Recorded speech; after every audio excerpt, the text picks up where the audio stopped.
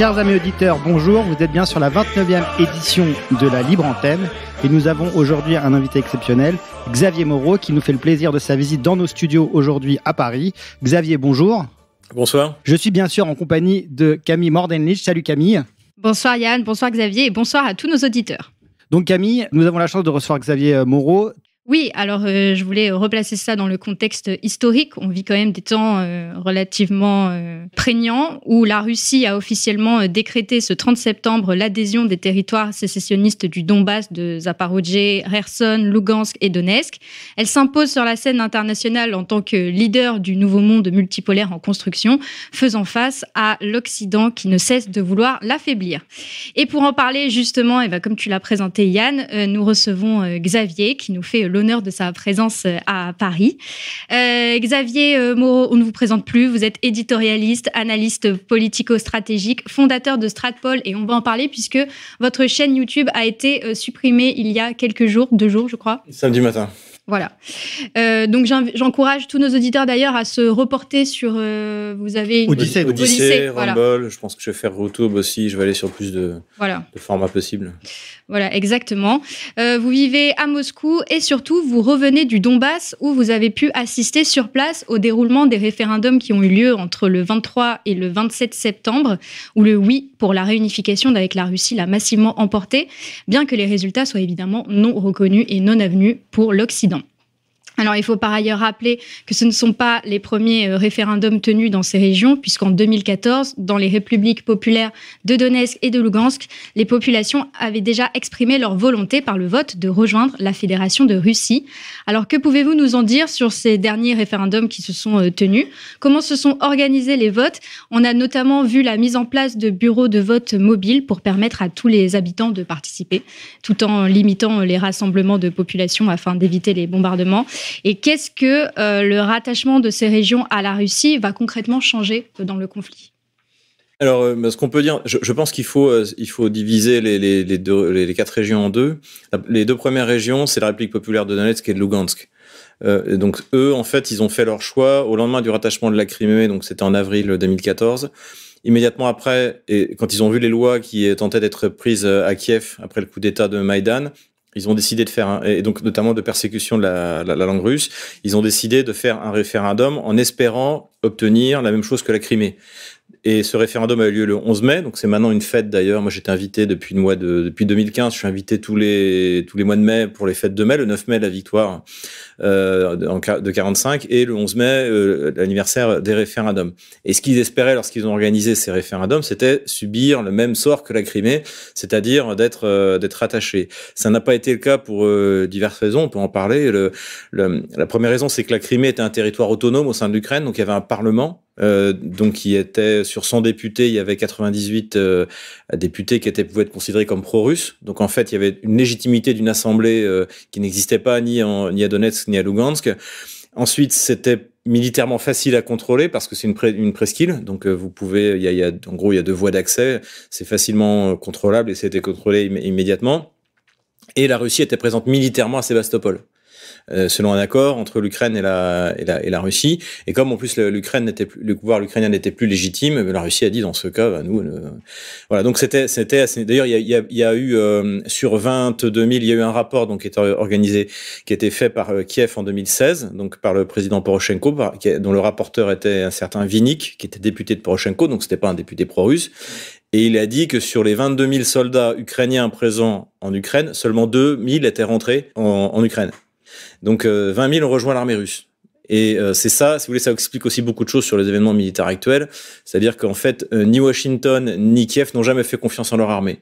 Ça explique la multiplication de ces unités de représailles qui sont une espèce d'unités d'arrêt, et la présence massive, surtout aujourd'hui, de mercenaires dans l'armée. Parce que Kiev ne fait pas confiance à son armée ni à son peuple. Ça faut bien le comprendre. Et c'est des choses très importantes. Et malheureusement, donc ce qui était possible en Crimée n'a pas été possible dans le Donbass. Donc parce que, encore une fois, ces territoires n'avaient pas de parlement réellement autonome comme c'était le cas en Crimée, parce que je pense que Vladimir Poutine ne voulait pas de ce qu'est réellement la guerre aujourd'hui, c'est-à-dire une guerre civile. C'est une guerre civile à l'intérieur du monde russe. C'est des Russes qui tuent des Russes, des Slaves qui tuent des Slaves, des chrétiens qui tuent des chrétiens. Et je pense que Vladimir Poutine, qui est un modéré, on peut en reparler, mais qui est un modéré, a hésité, ne voulait pas, espérait réellement que Kiev arrive à la raison. Et il espérait encore les accords de Minsk. Alors voilà, après donc la défaite de l'armée kievienne à Debaltsevo en février 2015, il espérait les accords de Minsk. Et il a été extrêmement patient, puisqu'il y avait une date de péremption des accords de Minsk, c'était décembre 2015. Et comme il y a une loi il y a une résolution du Conseil de sécurité qui a validé les accords de Minsk, ça veut dire qu'en principe, la France, les États-Unis, la Chine, l'Angleterre, qui sont membres permanents, donc qui ont évidemment validé ces accords, auraient dû même intervenir contre Kiev pour le forcer à appliquer les accords de Minsk, ce qui n'a pas eu lieu. Mais Poutine il a attendu 7 ans, et puis au d'un moment, il a bien vu ce qui se préparait, c'est-à-dire donc début février, tout le monde a vu qu'il y avait sur place, j'ai pu le vérifier. Alors moi je l'ai pas vu arriver, mais que Kiev se préparait à lancer une offensive dans le Donbass, et que donc il valait, c'est ce qu'il avait dit en Syrie, quand la bagarre, les Russes de Leningrad m'ont appris que quand la bagarre est inévitable, faut frapper le premier. Oui. Et c'est ce qu'il a fait. Il a pris l'initiative. Voilà, et c'est ce qu'il a fait, et c'est ce qui fait qu'aujourd'hui il peut annexer l'équivalent d'un 5e du territoire français. Réunifié, pas annexé. Alors moi j'aurais juste une question concernant ce référendum. Donc tu étais donc observateur étranger au référendum. Alors qu'est-ce qu'on peut répondre à la presse occidentale qui appelle ça une farce et qui dit que de toute façon tout ceci était couru d'avance? Qu'est-ce qu'on peut leur répondre? La première chose, c'est aller voir sur place. Moi, ça fait 7 ans que je parcours la République populaire de Donetsk dans le cadre d'une action humanitaire à l'origine et qu'on a renouvelé chaque année. Puis ensuite, j'ai publié un livre qui a été traduit en russe, Ukraine, pourquoi la France s'est trompée. Donc je fais un peu partie des meubles. Je vais dire que je suis un ami de Denis Pouchiline, mais bon, quand on se voit, on se prend dans les bras. C'était il y a 1 mois et demi. Donc voilà, et j'ai beaucoup d'amis là-bas, et je défie de me trouver. Je sais même pas comment ils ont fait pour pas avoir 100%. De vote, c'est truqué, quoi. De ce que j'ai vu pendant 7 ans, ils veulent tous être russes. Vous voyez? Donc ça c'est pour ça que je mets bien à côté, je vais parler de ce que je connais. Je veux dire qu'en République populaire de Donetsk et de ce que je sais de la République de Lugansk, il y a aucun doute. Sur Kherson et sur Zaporozhye, en fait, c'est là que j'aurais aimé aller, mais ils m'ont mis évidemment à Donetsk parce que ça fait 7 ans que j'y suis. Mais ça m'aurait intéressé de voir comment les gens réagissent. Mais on était 150 observateurs de tous les pays. Donc plusieurs Français. Oui. Alors c'est marrant, c'est que du côté français, on vient plutôt du monde nationaliste, alors que par exemple, la Colombie, c'était Che Guevara, il militait pour Lula. Donc c'était assez hétéroclite, mais c'est souvent le cas dans ces endroits-là où vous avez une gauche ultra radicale, et puis d'un autre côté, vous avez En fait, c'est pour paraphraser Vénère, je dirais pour les cœurs aventureux et les cœurs rebelles, c'est vrai qu'aujourd'hui, la Russie, le Donbass, c'est l'endroit où on a envie d'être. Ouais. Et en plus, il y a plein de Serbes, donc il y a tout de suite une ambiance un peu qui part. C'est un film de Kusturica, assez souvent quand on va là-bas. Ouais. Et voilà. Mais bon, je m'emballe. Revenons aux choses sérieuses. Donc voilà, ce qui était intéressant. Donc j'ai parlé avec ceux qui étaient observateurs à Kherson et à Zaporozhye, dans la région de Zaporozhye, et ils m'ont dit que c'était la même chose en fait. Les gens n'ont qu'une peur, et ça c'est d'autres amis russes qui travaillent dans l'administration là-bas qui l'ont dit, c'est que les Russes partent. Ah oui. C'est que les Russes partent. Oui, parce que d'ailleurs c'est terrible pour les populations sur place. En fait, il faut bien comprendre que Boutcha, en Ukraine, ils ont très bien compris qui a tué qui et pourquoi. Et surtout que sur les réseaux sociaux, Boutcha, donc juste pour les auditeurs. Le Boutcha, donc c'est le massacre qui a eu lieu. Il y a bien eu un massacre à Boutcha quand les Russes se sont tirés du nord de Kiev. Donc ça a eu lieu fin mars, début avril. Et en fait, les unités de représailles sont arrivées et ont tué au hasard ceux qui avaient ouvert leurs portes russes pour l'autorisation aux soldats russes d'aller aux toilettes, qui leur ont donné à manger ou qui ont vendu à manger, etc. Donc il y a une grosse opération de représailles qui a en plus et ensuite été mise en scène pour faire croire que c'était les Russes, mais mise en scène grotesque en plus parce qu'il y a eu les vidéos où on voyait tirer les cadavres, voilà. Mais il faut voir que ça, pour les Ukrainiens, notamment des territoires qui ont été libérés par l'armée russe, ils savent très bien que c'est ça qui les attend. Et d'ailleurs, ils sont menacés de Boutcha dans la région de Kharkov, notamment les activistes ukro-nazis menaçaient les populations, malheureusement d'Izium, en disant quand on arrivera, ce sera Boutcha pour tout le monde. Et donc en fait, ça les gens le savent bien. Donc ils ont voté et c'était aussi, je pense, le sens du référendum, c'était de rassurer ces gens-là. C'est-à-dire que on est là pour toujours. C'est ce qu'a dit Vladimir Poutine. C'était ça le premier sens. Et le deuxième sens, mais après on pourra en parler parce qu'il y a beaucoup de choses derrière ça, c'était de bien montrer aux Occidentaux, on va pas faire un Minsk 3. Ouais. On va pas faire un accord qui va durer. Fini la parlotte, quoi. Qui ne sera jamais exécuté par Kiev et par personne. D'accord. Mais moi j'ai juste une question parce que c'est vrai que sur le Donbass il y avait donc Donetsk et Luhansk, ça semblait assez clair effectivement que ça allait être une région, deux régions annexées par la Russie. Après pour Zaporova et Kherson c'était moins évident. Quelle est la vision russe en fait derrière l'annexion de ces 4 territoires et est-ce que c'est cette vision, on parle souvent de la Novorussia, toute cette partie de l'Ukraine en fait qui était partie intégrante de la Russie du temps impérial de Catherine II, si je dis pas de bêtises, tu me corriges. Tout à fait. Est-ce que tu peux nous en parler un petit peu? Là, je pense que oui, le terme aujourd'hui, tu peux l'utiliser parce qu'il est utilisé par Poutine. Je pense que les objectifs initiaux, contrairement à ce qu'on raconte sur les chaînes des médias de grand chemin, n'étaient pas de prendre l'Ukraine. Poutine l'a dit en 2014, c'est très bien que la partie ouest des Carpates, c'est soit des Hongrois, soit des Roumains, soit des gens qui haïssent tout le monde, les Russes, les Polonais. D'ailleurs, les Russes seraient pas du tout opposés à ce que Lvov revienne à la Pologne. Ce serait une belle punition d'ailleurs pour les Polonais. Et en revanche, les Russes ont toujours considéré que c'était des territoires qui étaient russes. Et ils sont profondément russes. Pourquoi? Parce que, comme tu l'as dit, ils ne font pas partie de la Rousse de Kiev. Ils font partie de l'Empire russe. Ils sont conquis, essentiellement au XVIIe siècle, contre l'Empire ottoman par, plutôt le Khanat de Crimée, qui était une subdivision, mais très, très autonome de l'Empire ottoman, qui était le Khanat de Crimée. Donc, ils s'étaient peuplés par des Tatars. Et surtout, c'était des zones qui étaient sous-peuplées. Donc, par exemple, de dire que les Russes ont fait un grand remplacement, c'est les mythes ukrainiens, et on peut en parler beaucoup. C'était faux.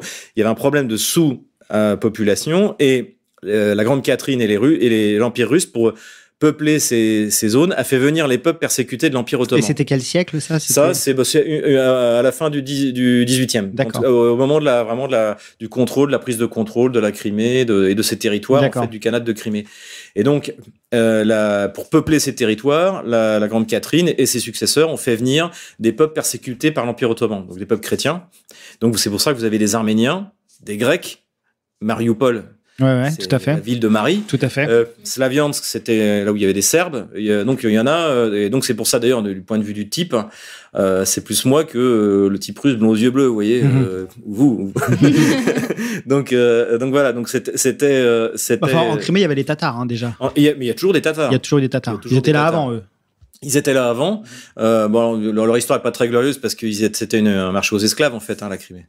Donc, et ils ont été pour partie assimilés. Mais il y a eu toujours une entité tatare assez forte qui en plus a été utilisée après, notamment pour essayer. Le problème en fait, le problème de la Crimée s'est posé immédiatement pour Washington à partir de 91. Comment dérussifier la Crimée? Quand vous avez un lieu stratégique. 78% de la population qui est russe, 12% qui est tatar, et le reste qui est ukrainien mais qui se considère comme russe.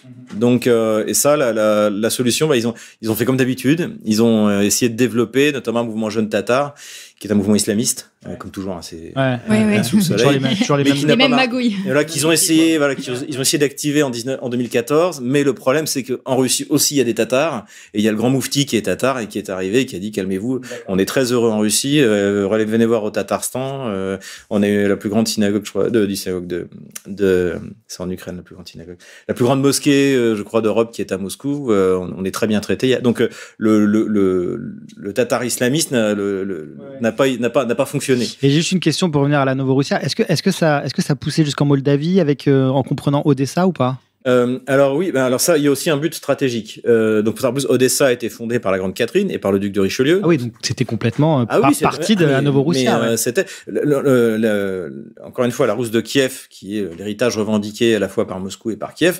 Elle ne coupait pas la totalité de l'Ukraine d'aujourd'hui. Oui, donc la Rousse de Kiev, pour les auditeurs, c'était cet empire du 14e siècle, 13e siècle, qui allait des pays baltes jusqu'à Odessa en fait. Et c'est un empire qui disparaît au milieu du 13e siècle. Avec Kiev comme capitale. Voilà. Mais bon, Kiev a été très peu, finalement très très peu longtemps la capitale, parce que les lignées kieviennes ont suivi les mêmes problèmes que les Carolingiens ou les Mérovingiens, c'est-à-dire que c'était des apanages en fait dispersés entre les différents princes, et donc un prince pouvait être un moment prince de Kiev, ne plus l'être, le revenir.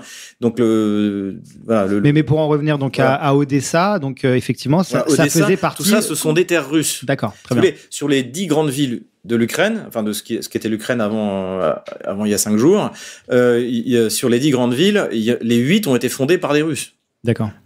Seuls Kiev et Lvov ont été antérieurs et n'ont pas été fondés par les Russes. Et du coup, est-ce qu'on peut envisager une poussée russe sur ces territoires pour faire la jonction avec la Moldavie, notamment la Transnistrie? Ça, c'est clair que ça va avoir lieu. Ah oui, d'accord. Ah oui, non, mais moi, j'ai aucun doute. Ah oui, vous n'avez aucun doute là-dessus. Ouais. À moins que les Russes perdent la guerre, mais sinon, c'est un objectif qui est clair. D'accord. Couper la mer Noire. Et prendre possession d'Odessa, voilà. qui est stratégique, puisque c'est l'embouchure du Danube. Et puis surtout, c'est le grand port. Maintenant qu'ils ont perdu Mariupol, c'est le grand port maintenant qui reste pour l'Ukraine. Et c'est en même temps un moyen, c'est non seulement ça concerne l'Ukraine, mais ça concerne même les pays de l'Est en fait. La perte d'Odessa, c'est même plus important que Kharkov du point de vue stratégique. Peut-être moins du point de vue, autant que Kharkov, parce que Kharkov est quand même une ville profondément russe. Enfin, c'était la capitale de l'Ukraine quand les bolcheviks ont créé l'Ukraine.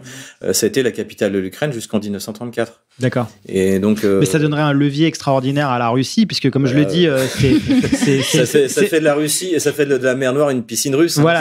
Oui, puis j'insiste, c'est quand même l'embouchure du Danube, qui est quand même un poumon économique pour énormément de pays d'Europe centrale. Et effectivement, donc ça donnerait en plus de l'arme du gaz, l'arme en fait du transport fluvial sur le Danube. Donc ce serait un levier absolument important. Et c'est d'ailleurs peut-être la raison pour laquelle il y a des troupes de l'OTAN qui commencent à se rassembler en Roumanie, et notamment des troupes françaises, peut-être justement pour prévenir une attaque russe, non? Je sais pas. Qu'est-ce que tu en penses? Je pense pas que l'OTAN... Alors, l'OTAN a déjà déployé des soldats, notamment, je regardais les rapports militaires, donc les interviews très intéressantes qui sont données sur une chaîne, c'est en russe, ça s'appelle War-Gonzo, et sur Telegram, et il interviewait les gens qui étaient dans la région de Krasny-Liman, donc cette localité qui a été perdue, abandonné par les Russes il y a 3 jours, et donc les soldats, ils sont partis en bonne, il n'y a pas eu de perte, ça s'est très bien passé, mais donc ils racontaient ce qu'ils avaient vu, et donc c'est très boisé, donc ils sont très proches, et ils entendaient du polonais. Ça les a marqués parce qu'il n'y en a pas beaucoup dans la région, c'est des Noirs américains, et ce qu'ils appellent des nationalistes, moi, que j'appelle les ukronazis, parce que moi je suis nationaliste, donc je ne vais pas me passer à niveau de ces gens-là. Donc en fait, c'était vraiment, il y avait une majorité, ils disaient 90%, c'était des Polonais. C'était vraiment donc l'OTAN a déjà déployé. Via des mercenaires. Voilà, des mercenaires. Ouais. Après, si vraiment l'OTAN veut faire la guerre à la Russie, il faut mobiliser. Et il faut mobiliser les pays où il y a des gens à mobiliser. Les pays baltes vont pas aller bien loin.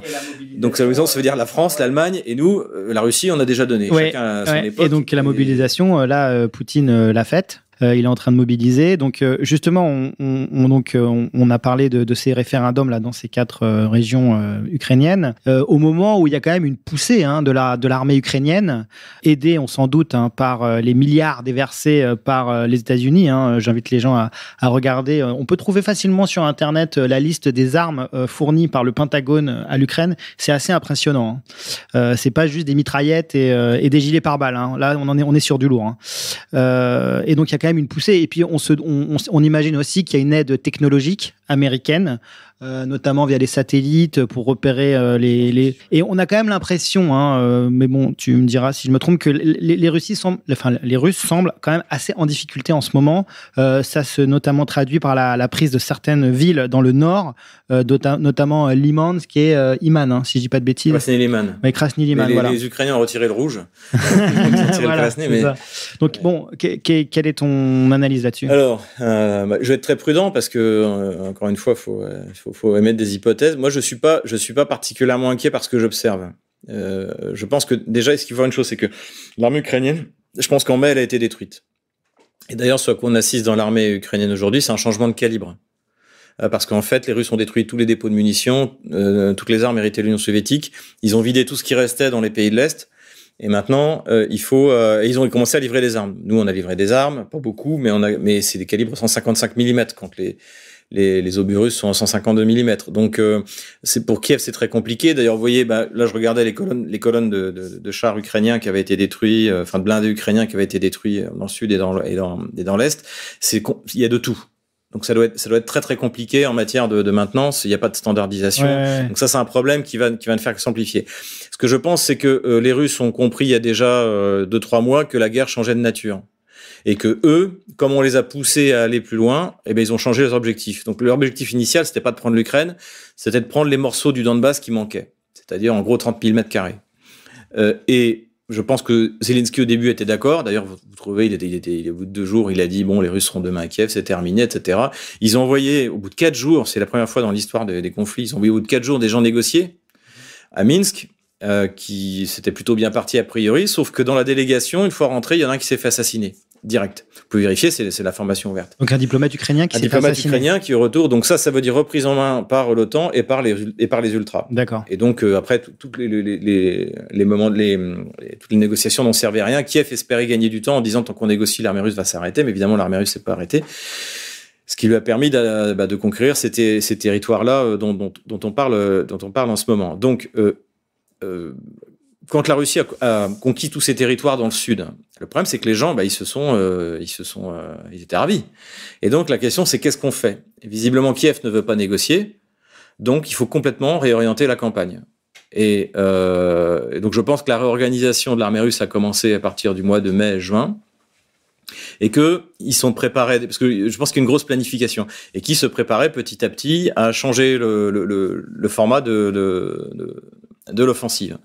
Et que là, donc ils ont mobilisé, ils s'apprêtent à repartir à l'offensive, c'est ce que je pense, et qu'en attendant, la mission qui est donnée à l'armée russe, c'est de détruire au maximum le plus de capacités de l'armée ukrainienne. Donc ils les laissent venir pour... Et c'est ça qu'ils font, et quand vous voyez, et c'est pas que les rapports russes de destruction, mais quand vous voyez même dans la presse américaine, qui elle, prend pas de gants, des articles dans le New York Times, le Washington Post, le Wall Street Journal, qui interviewent des soldats ukrainiens qui disent c'est la boucherie, c'est l'enfer, ils nous attendent, ils sont préparés. Dans toute la région sud, je pense que les Russes ont privilégié la région sud parce que c'est là où il y avait le moins de profondeur. Donc en fait, là ils ont mis une très forte densité de défense parce qu'ils avaient quand même des moyens limités. Pour l'instant, l'armée ukrainienne, il y a 200 000 hommes, je crois. On dit qu'il y a 200 000 hommes, mais pour l'instant, l'armée ukrainienne, elle doit être à peut-être à 300 000, peut-être même plus. Donc ce qu'utilise l'armée ukrainienne, au-delà des nouveaux matériels qui, je vous dis, créent des complications parce qu'il n'y a pas de standardisation, problème de calibre, etc. L'armée ukrainienne utilise sa supériorité numérique. D'accord. Et c'est comme ça qu'ils ont pu avancer très vite dans cette zone que les Russes ont abandonnée. Il n'y a pas eu de combat. Et là aussi, vous allez voir les interviews des chefs de guerre, des chefs de troupes sur place. Ils disent tout d'un coup, on a eu l'ordre de partir, les camions sont arrivés, et on n'était même pas encerclés, on n'avait pas vu un Ukrainien, ils sont partis.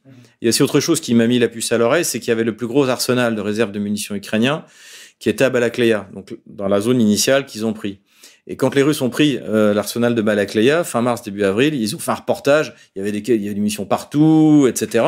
Et là, je me suis dit, flûte, les Ukrainiens ont repris l'arsenal, donc j'ai cherché. Je pense qu'ils allaient faire pareil. Et en fait, j'ai trouvé 3 photos qui avaient été prises par l'unité qui est rentrée dans l'entrepôt, qui visiblement avaient été vidées, complètement détruites, il n'y a plus rien. Donc, et ça, vous videz pas un entrepôt, un arsenal de la taille de Balakleya en 3 jours sous les bombes. Donc ça veut dire que tout ça était planifié, que c'était pas une zone prioritaire. Et les Russes les ont laissés rentrer dans ce qui est un billard, et ont commencé à les détruire.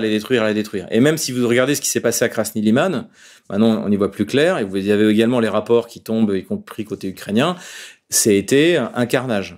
Ah ouais. Depuis 2 jours, Kiev essaie toujours de percer du côté de Kherson. C'est que les Ukrainiens payent très cher leur victoire. C'est un carnage, sauf qu'en plus à Kherson, ils n'y arrivent pas. D'accord. Parce que là, les Russes ont la densité suffisante, et finalement, je pense que ça les dérangeait pas trop de les voir arriver. Alors ça a été très dur parce que à Izium, à Volchansk, là à Krasny Liman, les gens, notamment à Krasny Liman, les gens ils ont voté le référendum à lui à Krasny Liman. Ouais, d'accord. Donc, je sais même pas ce qui va arriver à ces gens.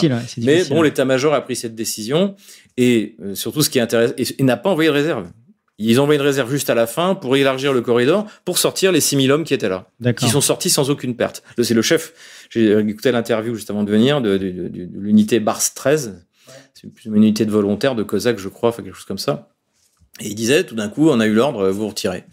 Les camions sont arrivés, on est parti, et après, l'enfer s'est abattu sur la position. Okay. Donc ils détruisent, et aujourd'hui encore, ils ont voulu continuer en direction de l'est, et là c'était de nouveau un carnage. Oui, et puis il y a l'hiver qui arrive, qui va changer la nature des combats. Non, il y a pire que l'hiver. C'est la boue qui arrive. Oui, voilà. Ça, c'est les pluies d'automne, et ça, donc je pense que toute offensive d'ici 15 jours, 3 semaines, ça va devenir vraiment, vraiment compliqué. Et je pense que les Russes préparent la leur, à moins qu'ils préparent un truc spécial pour le 7 octobre, l'anniversaire de Poutine. Je pense qu'ils vont attendre que le sol gèle. Fin août, il y aura plus de feuillage dans les arbres. Donc l'aviation russe qui domine totalement le ciel va pouvoir faire des cartons. Et là, ils auront un moment un peu idéal pour faire, je pense, une grosse offensive. D'accord. C'est pour ça, pour répondre à votre question enfin, qu'ils ont fait venir la réserve. Ouais. C'est-à-dire occuper. Okay. C'est une unité de forteresse qui vont assurer la sécurité de la ligne de front et qui va leur donner à eux une masse de manœuvre de 100 000, 150 000. Et ça peut faire très mal. Et du coup, on assiste à un durcissement de la stratégie russe, dans la mesure où c'est vrai, ça traduit une certaine tiédeur aussi dans la stratégie auparavant, qui précédait les défaites d'Izium, etc. Et là, du coup, on a un renforcement des forces déployées sur place. Du côté russe, oui, ça c'est incontestable. Donc là, d'ailleurs, les premières réserves sont arrivées, ont commencé à être formées en Russie. Et là, ils ont montré en fait, notamment l'accueil par les populations de Lugansk de la réserve russe. Donc c'est un très, très joli coup de propagande parce que les soldats sont hyper émus et puis ils disent si on serait venu plus tôt, etc. Donc ils savaient. Et là, ils vont finir d'être formés sur les arrières et ils vont être mis en place. Et encore une fois, pour libérer de la capacité de manœuvre. Car l'armée russe est une armée qui manœuvre. Même le retrait de Liman, c'est une manœuvre qui a bien fonctionné. Il y a eu zéro. Si vous voulez, vous vous souvenez de Mariupol, ils ont eu 3800 prisonniers, les Ukrainiens. Oui. Là, il y en a zéro. D'accord. C'est même au moment des attaques sur Liman, c'est même les Russes qui ont fait des prisonniers des unités trop avancées. Ouais. Donc, et j'ai une question pour toi concernant justement l'enrôlement en fait de ces nouvelles unités sur le front. Donc c'est plus une opération spéciale. Hein. On va changer de nature. Hein. On rentre dans un vrai conflit puisqu'en plus maintenant ce sont ce sont des territoires russes. Oui. Donc c'est une agression contre la Russie. Donc effectivement là on monte clairement d'un cran. Hein. Quelle est la question que j'allais te poser, c'est sur l'opinion publique russe, quel est l'impact justement de cet enrôlement de la population? Parce qu'on entend tout et n'importe quoi, il y a énormément de propagande en Occident, on dit qu'il y a des gens qui quittent le pays de peur d'être enrôlés. Qu'en est-il réellement? C'est vrai qu'il y a des gens qui quittent le pays, mais des lâches, il y en a. C'est la bourgeoisie comprador. C'est bien que Enthoven ou Bernard et Lévy, si jamais la France est attaquée, ils vont pas être les premiers à prendre les armes. Mais elle est réelle, elle est massive. Non, elle est pas massive. D'accord. Elle est pas massive, elle est impressionnante parce que quand vous avez 1000 hommes qui font la queue à la frontière, ça fait des images, quoi. Ça fait des images. Mais la plupart du temps, ça se passe très bien. Les 300 000 hommes, ils y sont déjà. Hein. Oui. Simplement, la Russie, elle a pas mobilisé. Surtout que là, il s'agit pas d'envoyer le contingent. Le contingent, il est déjà dans les casernes. Il s'agit des gens qui ont fini leur service militaire, qui ont déjà dans la vie professionnelle. Et ça, la Russie l'a pas fait depuis 1941. Donc forcément, il y a des couacs. Il y a un type qui est convoqué, les Kudjat, où il a 65 ans. Mais les Russes, l'administration russe a très rapidement réagi. Les mecs étaient incompétents, ont été virés. Le Kraï de Khabarovsk, là, le gouverneur a viré le mec chargé, etc. Et puis tout est très numérisé en Russie, et donc en fait, si vous n'êtes pas d'accord, vous pouvez écrire j'ai 5 enfants, j'ai plus de 50 ans, etc. Parce qu'en gros, les gens qui sont pris, c'est entre 20 et 35 ans. Oui, et ce qu'il faut dire, c'est qu'en Russie, il y a un service militaire donc obligatoire qui dure 2 ans, quelque chose de très sérieux. Moi, je suis souvent allé en Russie et j'en ai discuté. Nous, c'est vrai que maintenant, ça nous paraît inconcevable. Il est descendu à 1 an maintenant. Ah, il est descendu à 1 an. Il est moins long. D'accord. J'en suis pas sûr, mais d'accord. Donc en fait, les Russes, à la suite justement de ce service militaire, savent qu'ils ont la possibilité d'être appelés sous les drapeaux. Donc c'est pas du tout une surprise. J'ai envie de dire. Donc la Russie, c'est un pays qui a vécu dans une histoire tragique encore récemment. Enfin, il y a eu la guerre en Tchétchénie. Donc là, il y a eu que ce qu'on appelle les contrats avec Beslan, avec le massacre de Beslan. Mais la première guerre en Tchétchénie, il y avait le contingent. Oui. Il y a eu l'Afghanistan où il y avait le contingent. Donc la guerre est quelque chose de récent. Nous, pour remonter une guerre avec le contingent, il faut remonter à la guerre d'Algérie. Eux, c'est les gens de mon âge. Il y a des gens de mon âge et des amis qui ont fait la guerre en Afghanistan. Vous voyez, j'ai 50 ans, passé bientôt 51. Et donc c'est des gens pour qui la guerre est une. D'ailleurs, beaucoup sont partis comme volontaires. Les Afghaniats, ils sont partis comme volontaires dans le Donbass dès 2014 parce que c'est des gens qui avaient 40 ans, une quarantaine d'années. Un cousin de ma femme qui est russe s'est engagé aussi également comme volontaire. Donc vous avez de toute manière, vous avez une mobilisation de la société.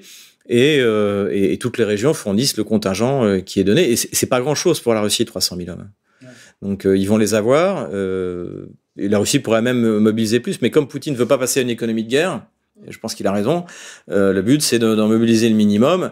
Et en face, on n'a pas non plus une armée... parce qu'on parle des problèmes de mobilisation de la Russie, mais vous voyez les images en Ukraine, ils font la chasse aux gamins dans les boîtes de nuit pour les envoyer sur le front. Et ils les forment pas. Les interviews des prisonniers ukrainiens, moi je publie jamais l'interview de prisonniers, etc., mais je les regarde. Avec le type, il a pas tenu une Kalachnikov depuis 20 ans, 25 ans. Il est sûr, on le met dans une position de Kalachnikov. Si tu recules, on sait où ta famille habite. Si tu recules, il y a des unités de représailles qui vont. C'est pas la fête non plus. Et avec ça, vous pouvez pas tenir éternellement. Même des femmes, j'ai vu, qui avaient été mobilisées. Oui. Ça, Shoigu a dit non, il n'y aura pas de mobilisation des femmes, sauf celles qui sont les infirmières, qui sont, elles, pas besoin d'être mobilisées, elles font partie du corps médical. Donc je l'ai dit, donc maintenant, ces 4 régions sont russes, donc on change de degré, donc maintenant on attaque la Russie, mais on a aussi attaqué la Russie en son cœur, notamment avec l'assassinat terroriste de Daria Dugina, qui s'est quand même passé donc à Moscou. Poutine a parlé dans son discours. Oui, que Poutine a salué, effectivement. Est-ce que ça, c'est un facteur aussi qui joue pour justement motiver la population russe justement à prendre le taureau par les cornes avec cette situation ukrainienne qui peut devenir effectivement très dangereuse parce qu'on peut se retrouver avec effectivement des opérations terroristes sur le territoire russe? Je pense, oui, ça a été une mauvaise affaire. Je parlais d'Ukrainiens, mais bon, après ils sont revenus aux sources du bandérisme. Hein. Le bandérisme est avant tout un terrorisme. Ouais. Donc ils sont revenus à la source de ce qu'ils ont toujours été. Et surtout Daria Dugin. Contrairement à ce qu'on a dit, je pense pas que Dugin était la cible. C'était parce que Alexandre Dugin est pas très influent en Russie, contrairement à ce qu'on a tendance à croire. Mais sa fille, c'est incroyable. Fille, c'était l'idole de la jeunesse. C'était vraiment, elle était resplendissante. Moi, je l'avais croisée peu de temps avant. Elle avait tout pour devenir un symbole, vraiment. Ah ouais, vraiment. Ouais. Et donc, et ça, effectivement, ça a montré la vraie nature. En fait, ça a montré la vraie nature du bandérisme. Pour revenir, et ça, c'est lié à la question que vous m'avez posée à l'instant, c'est-à-dire que la population russe, elle n'est pas enthousiaste d'aller faire la guerre. Elle préférait quand il y avait que les kontraktniki, c'est-à-dire les professionnels, mais elle est capable de l'accepter. Et c'est ça, la personne n'est content de voir son mari partir à la guerre. Voilà, c'est pas là, mais elle est capable de l'accepter et elle va la faire et elle va la faire bien. Il faut juste lui montrer pourquoi elle le fait. Donc il y a un vrai sentiment nationaliste. Évidemment. En Russie. Ma femme, elle est pas du tout politique, mais là, elle est passée en mode grande guerre patriotique et je peux vous dire que avec mes garçons, ça rigole pas. Quoi. Donc, vous montez une armée là. donc et c'est autour d'elle, c'est ça. Là, les gens sont inquiets, mais ils vont y aller. Ils vont y aller, ça c'est faut voir. Et vous allez avoir là une armée qui va faire 300 plus 200, 500 000 hommes avant que l'OTAN puisse aligner l'équivalent à la fois qui est bien équipé, contrairement à ce qu'on dit. Il y a du matériel, il y a ce qu'il faut, il y a des stocks colossaux, des munitions à plus savoir qu'en faire. Et il faut juste espérer qu'il s'arrête en Ukraine. Ok, tu as d'autres questions sur... Non, mais moi je voulais revenir un petit peu sur le reproche attribué à Poutine d'être trop modéré dans sa stratégie. Parce qu'effectivement, ça, on le sait pas, c'est pas du tout communiqué dans la presse occidentale, mais en réalité, il est modéré et le reproche que lui font ses opposants, et notamment le Parti communiste, c'est celui-ci. C'est de ne pas suffisamment engager... Oui, il a des vrais faucons à sa droite. Ouais, de ne pas engager suffisamment de je me suis déconnecté. Il y a plein de gens que je suivais, que j'aime bien. Bon, je vais pas vous dire les noms, ça vous dirait rien. Mais je me suis déconnecté de tous parce qu'ils deviennent fous. Ouais. Et c'est eux qui réclament la mobilisation générale, voilà, etc. On va pas mobiliser comme pour la Deuxième Guerre mondiale, alors qu'il y a une armée de 300 000 hommes en face. Ça n'a aucun sens. Donc effectivement, Poutine a toujours été sur une voie modérée, notamment quand ils ont commencé. au début de la contre-offensive ukrainienne, a bombardé les infrastructures critiques, je me suis dit, ils vont le faire à la manière otanesque, hein, comme en Serbie. Ils vont détruire toutes les centrales thermiques. Et en fait, ça s'est arrêté assez rapidement. C'est juste, je pense que Macron venait de l'appeler, pensant que Poutine allait se rendre, et donc ça l'a énervé. Il a balancé une salve. Oui, et puis peut-être que les Russes ont cette vision de pas non plus traumatiser la population, oui, parce que c'est ça, si vous voulez. Ils se disent qu'à terme, ils doivent occuper ces territoires et les administrer. administrer. Il l'avait dit en 2014.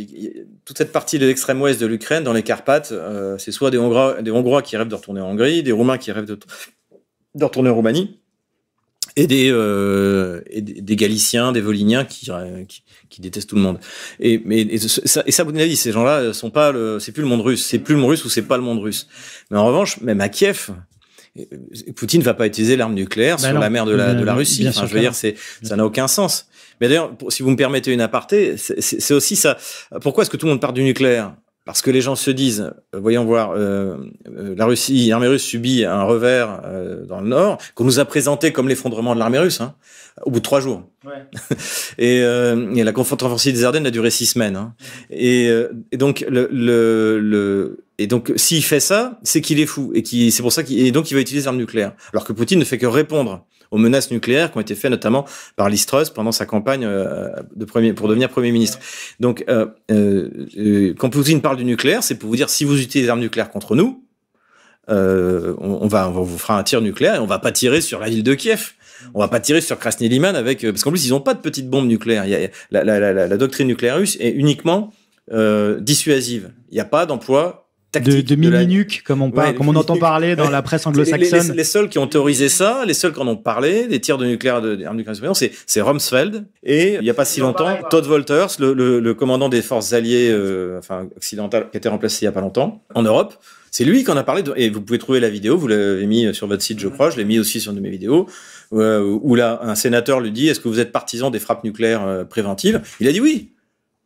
Il a dit oui. C'est les seuls, mais ni la France, ni l'Angleterre. L'Angleterre, je pense qu'il dirait oui aussi, mais ni la Chine, de toutes les grandes puissances nucléaires reconnues ou non reconnues, personne n'a dit, de toute manière, si vous nous emmerdez, on va taper en nucléaire en frappe préventive. C'est complètement taré. Hein. Pour les Russes, il y a un seuil nucléaire, et les Russes savent que si on franchit le seuil nucléaire, il n'y a plus de limite. Bien sûr. Voilà. Okay. Comme disait Jean-Paul Sartre, on peut le citer pour une fois, l'arme nucléaire, l'humanité a été mise en possession de sa propre mort. Donc ça, les Russes, normalement, tous les gens intelligents l'ont compris. Le problème, c'est qu'il y a des fanatiques de l'autre côté de l'Atlantique et qu'eux l'ont pas forcément. J'ai une question concernant toujours l'opinion publique russe. Quel est l'impact des sanctions? On en a beaucoup parlé au terme d'émissions précédentes ici, notamment avec Philippe, donc, qui est un entrepreneur français installé en Russie depuis 30 ans. Qu'en est-il aujourd'hui? Est-ce que ça continue à mordre sur les ménages russes? Est-ce que la Russie a réussi à diversifier ses approvisionnements? Qu'en est-il concrètement? Déjà, la Russie, elle n'a pas besoin de beaucoup d'approvisionnement. Donc, il y a plusieurs choses. Il y a l'inflation. Je parle pas de l'énergie, hein. Je parle des biens manufacturés. Oui, mais c'est lié parce qu'en fait, les biens manufacturés sont produits avec de l'énergie. Donc, parlons de l'essentiel. L'essence n'a pas augmenté. Il y a différents problèmes. Il y a le problème de l'inflation. Il y a le problème qui va évidemment être difficile pour l'industrie russe, c'est les sous-ensembles. Parce que même quand vous avez des usines de voitures, c'était l'économie mondialisée, donc vous aviez des partenaires que vous estimiez sérieux. Et notamment, il y a cet exemple de l'usine Renault à Moscou, hein, qui je le sais, puisque je l'ai lu et j'en ai discuté avec des Russes, qui connaît quand même des difficultés justement parce qu'en fait, ce qu'il faut dire, c'est que c'est une usine qui a été vendue donc par Renault à un ensemble qui appartient plus ou moins au gouvernement. Non, là, en fait, Renault, il y a trois usines Renault en Russie. En fait, c'est Renault-Nissan. Il y a une usine Nissan dans la région de Saint-Pétersbourg. Il y a l'immense usine d'Avtovaz, donc qui fabrique toujours les Lada, donc qui est la plus grande usine, je crois, au monde, hein, qui peut une capacité d'1 million de voitures par an. Donc là, qui appartenait à Renault, qui est un de ses plus beaux investissements, un de ses plus grands investissements dans le monde entier. Et vous avez l'usine d'Avtoframos qui était à Moscou. Donc je crois qu'elle devait fermer de toute manière. Et est-ce qu'elles sont à l'arrêt ou pas? Non, alors d'après ce que je sais, Avtoframos a été cédé. Alors donné, je sais pas. Je sais qu'il y a une option d'achat, hein, au bout de 7 ans. Malin quand même. Le PDG de Renault l'a dit sur BFM TV. Donc au bout de 7 ans, ils ont une option d'achat, de rachat. 6 ou 7 ans d'après ce que j'ai entendu. Ça, c'est l'usine de Togliatti. Soframo, je pense qu'ils y reviendront pas parce que c'est une usine en pleine ville. D'accord. Et que déjà, à l'époque où, il y a 20 ans, c'était assez critiqué. Pourquoi vous construisez une usine en ville? Pourquoi pas en banlieue, etc. Donc, et ça, c'est la mairie de Moscou qui a pris le contrôle. D'accord. Et qui va reproduire ce qu'elle produisait avant, c'est-à-dire des Moskvitch, donc qui, à mon avis, vont être des Renault, avec des sous-ensembles achetés en Chine, ou produits sur place. Ouais. Parce que c'est le défi aussi. Et c'est pour ça que vous avez notamment le ministre de l'Industrie, je crois que c'est Mantourov, qui lui est chargé de ce qu'on appelle l'import de méchénier, et d'ailleurs le remplacement des importations. Et le but, c'est de faire ce qu'ils vont réussir à faire sans problème, à mon avis, dans le domaine de l'aéronautique, c'est de faire en sorte que, eh bien, on fabrique la totalité de la voiture en Russie. Et ceux qui vont tirer leur épingle du jeu, c'est les Chinois, notamment le groupe Aval, qui a une usine à Toula, et qui lui, donc ils ont investi 250 milliards de dollars dans une usine à Toula, et réinvesti 250 milliards pour faire venir les sous-traitants. Donc la boîte de vitesse, les essuie-glaces, de tout localiser. Et aujourd'hui, le défi dans le domaine automobile, mais vous le retrouvez partout, c'est de pouvoir produire toutes les pièces de la voiture. Par exemple, l'usine de Togliatti dont vous parliez, elle se remet à produire des voitures qui auront une boîte manuelle. D'accord. Parce que, alors qu'en Russie, il y a très peu de boîtes manuelles, mais parce que, pour l'instant, ils peuvent faire que ça. Mais c'est pas grave, ce sera pas la mort. Donc, finalement, c'est une opportunité de réindustrialisation la Russie, de la Russie. Ouais. Elle est très très riche. Elle est encore plus riche grâce aux sanctions. Ouais. Donc, elle a les moyens, elle a les moyens d'investir si jamais elle arrive à investir, à choisir les bons acteurs économiques. Elle a les moyens d'investir et voilà, son seul problème, je l'ai dit souvent si vous suivez mes vidéos, c'est les semi-conducteurs. Mais ça, je pense que elle-même progresse et surtout la Chine visiblement. La Chine n'est pas loin de rattraper finalement la Corée et Taïwan. Ouais, je crois qu'ils ont 18 mois de retard sur les microprocesseurs. Les peuples d'élite, on peut ne pas aimer les Anglais, mais c'est Charles Gave qui explique ça très bien. Le blocus continental de Napoléon a permis à l'Angleterre de démarrer sa révolution industrielle en 1830, quand nous et l'Allemagne l'avons démarré en 1850. Donc, vous pouvez pas sanctionner un peuple d'élite, ça marche pas. Et regardez les Iraniens. Aujourd'hui, les Russes, ils vont voir les Iraniens, comment vous avez fait. Pour les drones. Pas seulement les drones, mais comment vous avez fait pour les voitures. Parce que finalement, l'économie iranienne. Oui, parce qu'ils ont eu le même problème avec Peugeot en Iran, effectivement. Bah, ouais. Et au niveau donc, des hydrocarbures, donc, on a vu les actes de sabotage des pipelines Nord Stream 1 et Nord Stream 2. Donc là aussi, on monte clairement d'un cran. Là. Ça, c'est clair. Là, c'est du terrorisme. Là, c'est du terrorisme d'État. Ouais. Alors, et surtout, Poutine a désigné le coupable dans son discours. Oui. Dans son discours, il l'a dit. Il a dit les Anglo-Saxons ont fait sauter le gazoduc. Ouais. Donc là, c'est quand même, le discours est très schmittien. De Carl Schmitt. Si vous voulez désigner l'ennemi, c'est Satan et les Anglo-Saxons. Oui. Et donc là encore, formidable inversion accusatoire des Anglo-Saxons qui, sur BFM TV, essaient de nous faire croire que les Russes se seraient auto-sabotés. Comme ils s'auto-bombardaient sur la centrale nucléaire. Alors qu'ils avaient simplement l'opportunité de couper le robinet. Non, il faut qu'ils se fassent sauter leur propre pipeline. Surtout que là, ils viennent de dire, on devrait pouvoir réparer. Parce qu'heureusement, la partie n'est pas très profonde. Ce serait beaucoup plus grave ce serait beaucoup plus difficile à faire si les Américains avaient fait sauter le Turkish Stream, qui est très profond dans la mer Noire. Là, en fait, ils passent dans les eaux économiques ou dans les eaux territoriales du Danemark, et je crois que c'est 100 mètres de profondeur. Donc ça peut être réparé. C'est compliqué, ça a coûté cher, et les Russes ont dit on va le réparer. Mais on a quand même l'impression là que les Anglo-Saxons mettent notamment l'Allemagne au pied du mur. En fait, c'est que là, c'est l'effet cliquet. C'est-à-dire qu'on peut plus revenir en arrière. Là. Je pense que ça traduit aussi au fait une prise de conscience que l'Ukraine va perdre la guerre. Et donc en fait, les Américains essaient de gagner tout ce qu'ils peuvent. Et pour moi, il y aura deux vainqueurs de cette guerre. Il y aura la Russie qui va récupérer. Et les États-Unis. Ça, et le nom de la farce, ce sera l'Allemagne. Et par conséquent, comme c'est le moteur économique de l'Europe, l'Union européenne. Et ce qui est intéressant, c'est que visiblement, la Washington est prête à sacrifier l'Union européenne pour en fait surtout détruire l'industrie européenne et se retrouver seul face à la Chine. Ça semble assez clair. Mais se débarrasser d'un concurrent gênant qui fabrique des voitures, notamment l'Allemagne, qui sont bien meilleures que celles qui sont fabriquées aux États-Unis. Ouais. Et donc pour revenir à la Russie, donc aujourd'hui, je crois qu'en Europe, il n'y a plus que la Hongrie qui importe du gaz russe. C'est le seul pays membre de l'Union européenne qui en importe. Donc c'est quand même. Non. D'accord. En fait, tout le long de Turkish Stream, ça continue. Donc, les Bulgares ont dit que finalement, après avoir dit qu'ils le feraient jamais, donc le pipeline, le Turkish Stream du Sud, continue à alimenter. Si vous êtes sur sur Keystream, vous devriez pas avoir de problème. Et je pense que les Autrichiens, qui sont très pragmatiques, qui étaient opposés aux sanctions, vont rapidement faire un tube qui va rallonger jusque chez eux. Donc il y a une énorme hypocrisie par rapport à ces sanctions. On peut pas se passer du gaz russe. Enfin, je veux dire, tous ceux qui ont étudié la question, j'étais un des premiers, je pense, en France à le faire, déjà au moment de la crise énergétique, mais même avant, en disant, vous pouvez pas remplacer 50% de l'approvisionnement en gaz en Europe comme ça. Il y en a pas, comme dirait Charles Gave. Bien sûr. Parce que vous voulez, on va trouver des fournisseurs, mais il y en a pas. Et puis c'est pas les éoliennes qui vont changer quelque chose. Non. Quoi. Non, les éoliennes, il faudrait du gaz pour les faire tourner quasiment. Non, c'est et puis il faut voir, le gaz, c'est pas que pour votre gazinière, c'est pour faire tourner donc les centrales électriques à gaz. C'est l'engrais. C'est la pétrochimie, c'est toute l'industrie allemande, l'industrie chimique, c'est tout. C'est complètement incroyable qu'ils aient accepté ça. Et d'ailleurs, alors si en France, bon, je pense que l'auditoire qui écoute BFM TV ou LCI va tout gober. En Allemagne, là, non, ça passe pas. C'est peut-être l'erreur qu'a commis Washington. Avec ce sabotage. Ils mettent, là, je regardais notamment les sondages en ligne, dans les magazines allemands, etc. Ils touchent leur infrastructure d'alimentation en énergie, ça passe pas. Bien sûr. Ça passe pas. L'Allemagne est un pays profondément industriel, avec une excellence industrielle.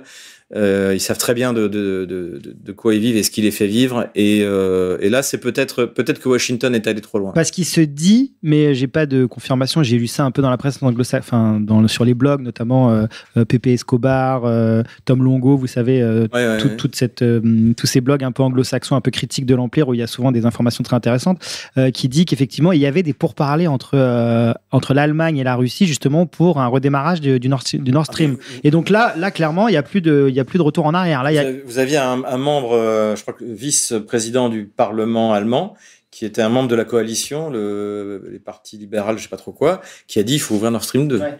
Donc ça commençait à monter. Vous avez à la fois Die Linke, donc l'extrême gauche allemande, pas des gauchistes, l'extrême gauche sérieuse. Alors il y a une partie gauchiste dedans, mais par exemple il y a un des observateurs venait de Die Linke, c'était exactement ça. Moi j'étais observateur, il y avait un Allemand de Die Linke, et j'en ai croisé plusieurs dans le Donbass depuis 7 ans. C'est des gens. Et puis vous avez surtout l'Alternative für Deutschland, donc là les nationalistes. Et eux, ils ont carrément dit, et en plus, donc il y a un consensus qui commence à émerger sur les deux extrêmes de l'échiquier politique. Ils sont peut-être allés trop loin, parce qu'ils mettent en porte-à-faux. Tout le monde sait que c'est les Américains, et Scholz ne le dit pas. C'est vrai que Scholz est très silencieux. Il dit pas que c'est les Russes. Ouais. Déjà, c'est énorme. Il dit pas que c'est les Russes. Normalement, il y aura un consensus. J'ai vu que le général Yakovlev l'a dit immédiatement.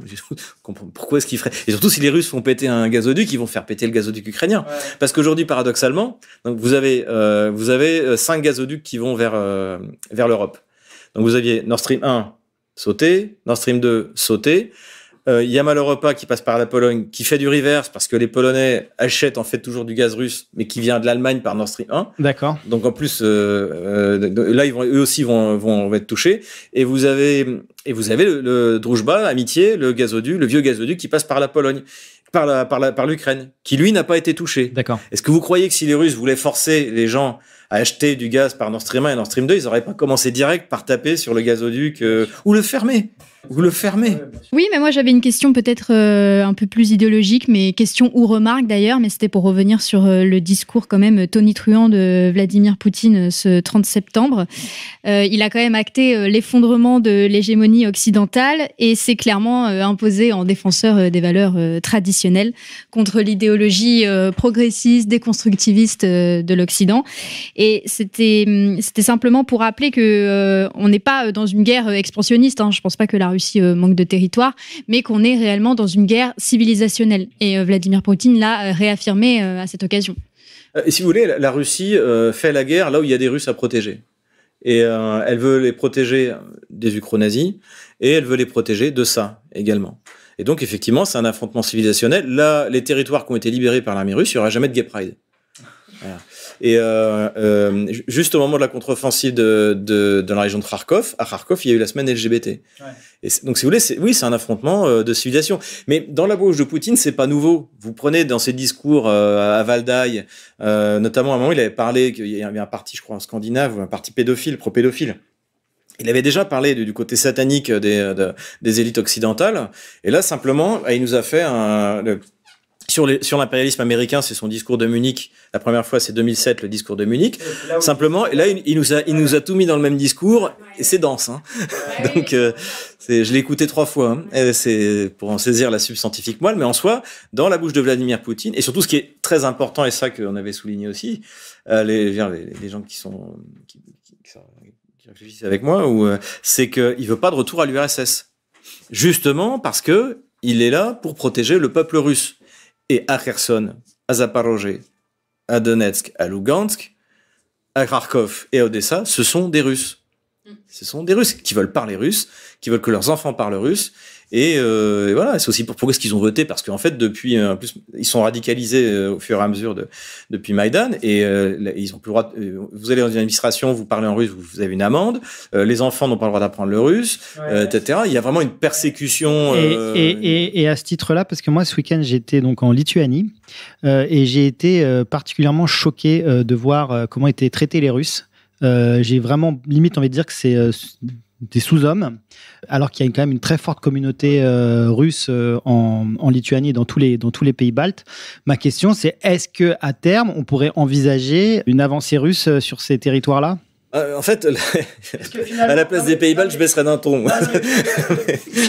Finalement, si on suit la logique de Vladimir Poutine en Ukraine, elle s'applique totalement dans les pays baltes. Écoutez, l'armée ukrainienne, en dehors de l'armée russe, était la plus puissante d'Europe. Bon, elle n'avait pas d'aviation, donc très peu. Mais en soi, une fois que les Russes auront vaincu l'armée russe, il est clair que ni la France, ni l'Angleterre, ni Washington n'utiliseront d'armes nucléaires si la Russie décide d'envahir le sud des pays baltes, là où il y a la plupart, notamment en Lettonie. C'est ça, exactement. En Lettonie, c'est la région il y a 4 régions. La région du Lac-Galais, c'est une région russe. Qui sont frontalières avec la Biélorussie. Si les Russes décident de se faire un corridor jusqu'à Kaliningrad, qui les en empêchera ? Oui, et puis il y a Kaliningrad aussi, effectivement. Ouais. Et ça, donc il y a quand même pas mal de similitudes avec la situation ukrainienne. Quand les Russes auront vaincu l'armée ukrainienne et ils la vaincront, je sais pas quand, comment exactement, mais ils la vaincront. À la place des pays baltes, je baisserai d'un ton. Ouais, parce que moi, donc dans les rues de Vilnius, il y a des drapeaux ukrainiens absolument partout. C'est incroyable. Le niveau de propagande que j'ai vu là-bas, c'est incroyable. Ce qui était drôle, c'est que depuis 2014, il y a beaucoup de migrants ukrainiens dans les pays baltes et en Pologne. Et les populations locales se plaignent parce que tout le monde parle russe. Parce que l'ukrainien, c'est une langue que vous parlez quand vous êtes contraint. C'est ça aussi qui fait peur, notamment aux unités Azov et quand même. Ça va être, si vous n'êtes pas obligé de parler ukrainien, vous parlez la langue normale, la langue littéraire, scientifique, etc., etc. Mais une fois que vous avez quitté l'Ukraine, en Pologne, il n'y a pas de langue contre le russe. Et donc les gens, ils se mettent à parler russe. Moi, je vois très bien qu'il y a des immigrés ukrainiens ici à Paris. Ils parlent tous russe. Ouais, c'est vrai qu'en Seine-Saint-Denis, on parle russe, j'en ai jamais entendu. Quand on voit un blanc en Seine-Saint-Denis, souvent c'est un Ukrainien. C'est pas un Français, non, mais c'est vrai, j'ai travaillé en Seine-Saint-Denis et il y en a, effectivement. Oui, très bien, c'est pas les premières persécutions de la langue russe. Les premières, c'était sous Staline, de 1921 à 1932. Donc il y a une persécution de la langue russe parce que Staline croyait au principe des nationalités, etc., qu'il était très russophobe. Mais dès que l'obligation de parler ukrainien a arrêté, il n'y a pas eu d'obligation de parler russe, contrairement à ce qu'on dit les. Ça s'est fait naturellement. Ça s'est fait. Les gens, c'est bon, on n'est plus obligé de parler cette langue de Pekno, parce que c'est un patois. On va reparler russe. Oui, c'est un dialecte. Et surtout, si vous étiez ukrainien et que vous vouliez faire carrière dans les hautes instances du Parti communiste, vous vouliez parler à Moscou. Et c'est ça aussi le problème d'ailleurs de l'Ukraine aujourd'hui. C'est que la médiocrité des élites est due aussi au fait que les meilleurs partaient à Moscou. Et par exemple, Khrouchtchev, n'était pas ukrainien, mais il était de la frontière. Il se sentait plus ou moins ukrainien. Sa deuxième femme était ukrainienne. Tchernenko, comme son nom l'indique, il avait aussi traîné ses guêtres dans la région, mais c'était un Ukrainien de Sibérie. Finalement, qui était russe, il n'y a pas eu beaucoup de Russes qui ont été secrétaires généraux du Parti communiste. Et Brejnev, il est de l'Est de l'Ukraine. C'est le plus long règne, donc il n'y a pas eu de persécution des Ukrainiens. Mais en revanche, si vous vouliez aller diriger l'Empire, et je pense que c'est ça au fond qui fait mal aux Kieviens, c'est qu'à la limite, ils sont pas contre l'URSS et la Russie, mais si c'était eux la capitale. Et donc ça fait des provinciaux complexés, si vous voulez, pour être un peu méchant. Il y a eu, je ne sais pas si tu as vu, il y a eu des vidéos qui ont été tournées en France, notamment devant la Tour Eiffel et devant la Bonne Mère à Marseille, de jeunes patriotes, de nationalistes français avec un magnifique t-shirt Poutine vite, disponible sur contreculture.com, dont on t'a fait cadeau d'ailleurs aujourd'hui, et je salue la section Île-de-France qui est avec nous aujourd'hui. Quel conseil tu donnerais justement à ces militants français qui voient vraiment dans Poutine un espoir? Et Camille parlait très justement d'une guerre de civilisation, donc toute cette jeunesse dont on fait partie, qui en a marre de ce tsunami LGBT qu'on subit, que ce soit à la télévision, dans les publicités, vraiment ça devient vraiment très dur à supporter. Quel conseil tu leur donnerais justement pour exprimer leur sympathie aux Russes, à Poutine? Et deuxième question, est-ce que ces vidéos ont été vues en Russie? Oui, moi je les ai vus passer sur les réseaux sociaux. Sur des réseaux sociaux, même. Et en fait, ils observent beaucoup la presse française et la presse étrangère en général. Et par exemple, j'ai été surpris ils ont cité une intervenante de BFM TV qui expliquait que le rouble numérique allait permettre à la Russie de sortir de pas être touché par le blocage du SWIFT. Donc ils suivent énormément, et notamment il y a des fils d'infos qui font le recensement des commentaires dans la presse. Par exemple, oui, les commentateurs du Figaro sont pas d'accord avec le Figaro, etc.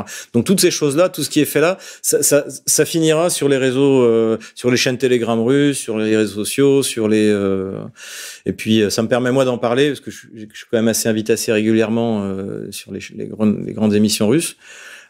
Et donc ça me permet d'en parler, de dire vous savez, les Français sont pas hostiles, faut pas mélanger les élites et la population. Et surtout ceux qui s'intéressent, en fait, parce qu'on le voit bien, ceux qui s'intéressent réellement à la question, ils sont plutôt pro-russes. En revanche, à la masse, c'était le Covid-19, maintenant c'est l'Ukraine, ce sera Taïwan, ensuite le Covid-22, la grippe du singe, je veux dire, c'est... on peut quand même reconnaître ça à Poutine, c'est d'avoir mis fin à la pandémie du Covid-19. On peut quand même le remercier. Qu'on l'aime ou qu'on l'aime pas. Je regardais les informations russes sur comme ça, et puis il y avait des déclarations d'une personne que j'avais d'ailleurs attaquée, la responsable je ne sais même plus comment elle s'appelle, Mizoulina, non pas Mizoulina, je sais plus, peu importe, donc qui expliquait la Russie vient de sortir triomphalement de la nouvelle vague de Covid-19. Je savais même pas on avait une nouvelle vague. Et voilà. Non, c'était tout le monde s'en moque. D'accord. Bon alors continuons, et puis donc ces messages sont vus par les Russes, et tant mieux. Même j'allais dire même plus que dans nos médias à nous. Ouais. Puisque il n'y a plus du tout aucune pluralité de voix ou quoi que ce soit, avec la suppression et la censure des chaînes russes. Voilà. Et en plus, la vôtre, Stratpol, maintenant, en dehors de Telegram, il n'y a plus rien qui filtre dans les médias français. On avait contact, faut aller sur les plateformes. Faut arrêter alternatives. En fait, faut arrêter d'être paresseux. Et donc, c'est vrai que YouTube, c'est confortable. C'était confortable pour moi aussi. J'avais 185 000 abonnés. Bon, au travail. On part à zéro. Alors, je pars pas à zéro parce que j'avais déjà un peu pris le coup. Oui, t'avais pris le coup. Ouais. Donc, j'ai 30 000 abonnés sur Odyssey, 17 000 sur Rumble, 50 000 sur Telegram. Mais maintenant, il faut que. Mais là, j'étais chez mes parents, j'étais à la sortie de la messe et j'étais reconnu. Et il vient me voir et il me dit, c'est bien ce que vous faites. Je dis, vous avez vu la chaîne YouTube, et faut vous mettre sur Telegram, comme ça, vous manquerez rien. Telegram, alors c'était personne. Donc voilà, c'est aussi aux jeunes d'expliquer à leurs parents, faut aller là-dessus, voilà. En même temps, ça va nous obliger à être bons. Merci. Comme disait un de mes amis, Quentin, que je salue à Moscou, c'est des sanctions de boomer. Et c'est vrai. Imaginez que le SWIFT, qui est un vieux truc qui était mis en place dans les 70, à l'heure du Bitcoin, des transferts instantanés, ou nous empêcher de communiquer à l'heure d'Internet, ou s'imaginer qu'ils pourront contrôler Internet, faut vraiment être, c'est un Bruno Le Maire, quoi. C'est le boomer. Ouais, exactement. Bon, Xavier Moreau, merci beaucoup. Merci beaucoup d'être venu nous voir. Merci pour toute cette analyse, ces éclaircissements. Et je pense que tu rentres bientôt à Moscou. Oui, là j'ai quelques petites choses à faire. Je n'ai pas essayé d'échapper à la mobilisation. Je tiens à le dire parce que j'ai vu que ça circulait. J'ai fait l'aller-retour. J'y retourne le plus tôt possible, mais j'ai des démarches administratives qui sont contraignantes, mais j'y retourne le plus tôt possible. Ouais. Et j'ai mon accréditation de reporter de guerre dans le Donbass, donc je vais aller faire un tour, je pense. Tu vas y retourner. Fin octobre, début novembre, maintenant je pourrais même aller... Bon, je pense que tu feras des vidéos sur tes chaînes Odyssey et Rumble. Ok, merci beaucoup Xavier, et écoute, à très vite, j'espère. Salut. Merci.